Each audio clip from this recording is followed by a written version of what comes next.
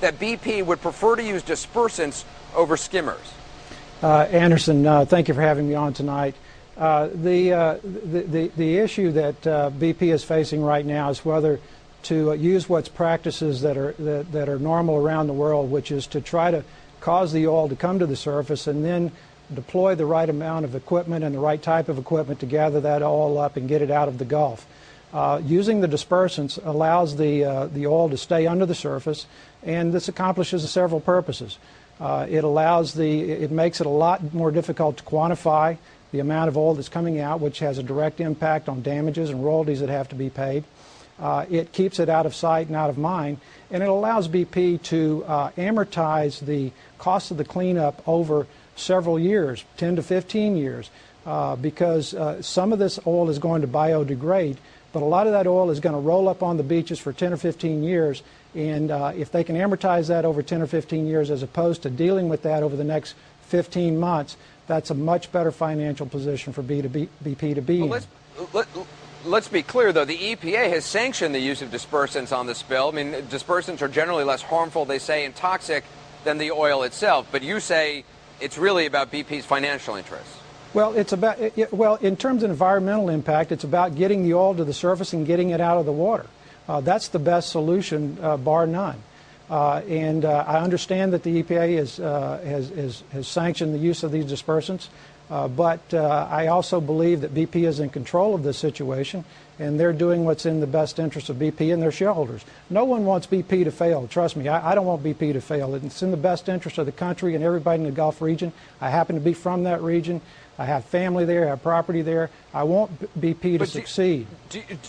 Do you have any direct evidence, though, that what you're saying, what you believe is true, is actually true? I mean, do you have any evidence that BP is basically using these dispersants to keep the oil from not coming to the surface for financial motives and not using these skimmers?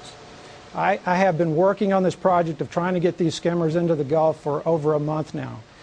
Everybody in Europe, where standard practice is to raise the oil and to collect it, is scratching their heads and quite honestly laughing at what's happening in the Gulf.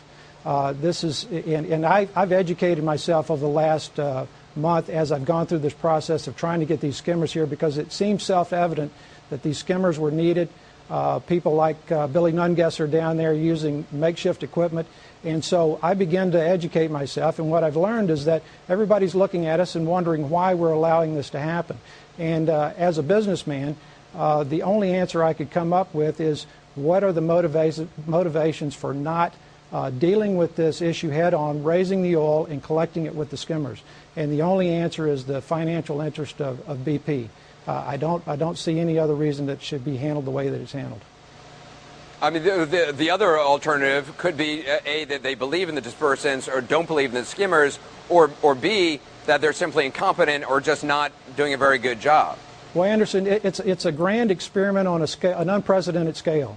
And unfortunately, I don't know that you and I are going to know the results of this experiment until we get 20 years down the road.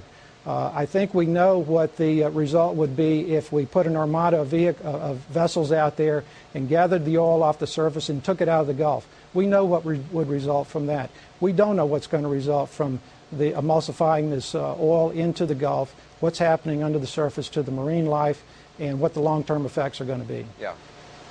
Well, I should point out, as we always do, we invited BP to be on the program tonight to defend themselves, basically, and show their side of the story. They declined that in particular in response to this. They said they wouldn't have any response to your allegations, Mr. McAllister. I appreciate you being on with us tonight.